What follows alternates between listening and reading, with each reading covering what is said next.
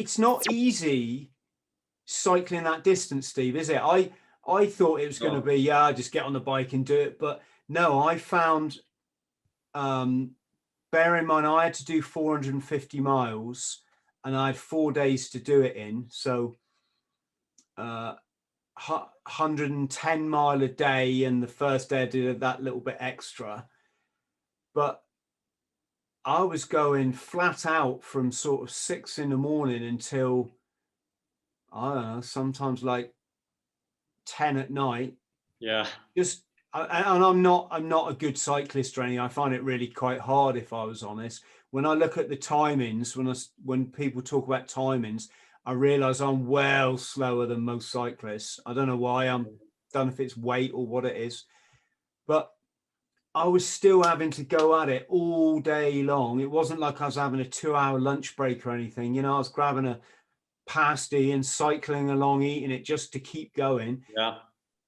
I was cycling anywhere I could think of. So we got a very beautiful reservoir near us, and it's 4 miles all the way round. So I just do, 12 times around that until I got bored, and then I'd fuck off to somewhere else. And I'm just checking the tracker all the time, going, oh, come on. Yeah. It's not easy, is it?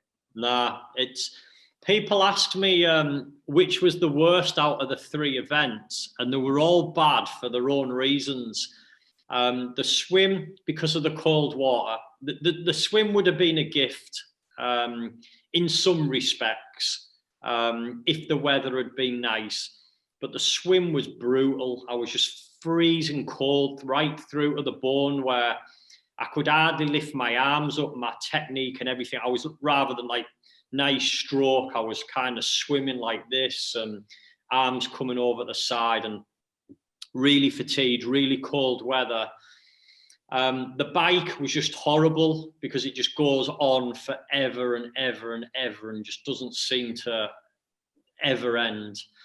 And then the run was hard just because of the sheer compounding of running 52 miles after you've done all those other stuff. The running just, I find the running takes the most out of you. But the bike was horrible. And the thing with the bike as well, and I still have it now, because of using the giant propel, it was great because it wants to glide. But because the setup's so hard and there's no suspension, I had a pain. I've never had it along both of the fronts of my arms because of the vibration of the bike being so solid. I was on the bike for best part of 18 hours in total. And I still have it now, where I've lost the feeling in these end fingers here, in my little finger and the end. And I had that really bad for the first 4 weeks after the event, where I couldn't feel them at all. And I've still got it a bit now. I guess it's just like white finger, that vibration of doing 224 mile on a bike. Guess our body's just not meant to do stuff like that. Well, just an interesting point then, and I hope this helps anyone listening. When I did the 108 mile run, which just turned into an epic. Anyway, I lost all the feeling in my toes, right? In fact, I'm going to chuck a couple of things in here for our runner type people listening, right? I bought my normal size training shoe. I bought some Asics. These things are never cheap these days. You always pay 120 quid for a pair of shoes now, right? 100 quid. If you get some in a sale, you might be lucky and get them for 70, right? But they're not cheap. Bought these Asics in a 7, which is what I am. Silly mistake, right? Should have got a size bigger, if not, especially as I was running in the summer, right? My feet swelled, and right from about mile 10, I started to get blisters. Wow.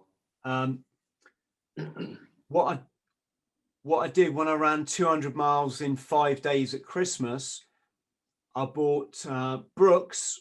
They do an extra wide setting, and my feet are fairly wide. I didn't buy a size bigger, but I just got the extra wide, and I wore these new double skin socks that have just come on the market, or they're fairly recent. They're like they're socks, but they've got two walls like that. And because that takes the friction, it stops your feet taking the friction. So I ran 200 miles, Steve, didn't get a single blister, didn't get any foot pain, discomfort, got Achilles stuff, which is just bloody awful. Yeah, I've got that as well. That's what I had, Achilles off the back of mine. I never had it before, right? I had it in training, but that's because the boot used to push into the back of my Achilles where the boot had all dried out, right? This 200 miler chucked up loads of stuff I'd never even considered, you know. My body was no way like ready to run that. It was just injury piling on top of injury. Even in the last half mile, I tore my bloody calf muscle, right? And that feels like it just feels like a rubber band snapping, right? It's almost like you can hear it. By that time, I was so hacked off of it. I just literally ran through that pain. I just didn't even think about it. What was I saying? Oh yeah, after that 108 miler, I lost all the feeling in my left toes. Right. So from the fourth toe across to the little toe, all of that gradually progressing into feeling nothing at all. And I thought it was something, you know, to do with a shoe, right? And it wasn't until one of my followers or subscribers pointed out, no, Chris, it's probably your back, right? Because I've had back problems. I've had a discectomy and all this kind of stuff. What I found out, Steve, is if I get dehydrated, which I tend to be quite a lot of the time, I'm just not a person that drinks a lot of water. I lose the feeling in my toes. And if I had to guess, I'd say that when you get dehydrated, your body will take liquid from your discs. So they shrink. So your spine shrinks, and it's putting pressure. The possibility is it's putting pressure on a nerve, right? That's why I lose the feeling in my toes. So when I start to lose the feeling in my toes, I just go and get a pint of water or put a bit of juice in it or something, and it goes away again. Crazy. But the hand thing, that's quite a common thing in cyclists, isn't it? I don't know, to be honest. It's never something that I've experienced, but saying that I'd never cycled at that. The most I'd ever done was 130 mile, which I'd done in one of my training sessions building up towards it. But yeah, when you're starting to do 224 mile and you've had no sleep and you've done a marathon and best part of by then 5 miles of swimming, obviously it starts to take its toll, and it did. But yeah, Achilles for me was, I've still got it now. So I'm now 3 months after the event and I've still not been able to shake it off.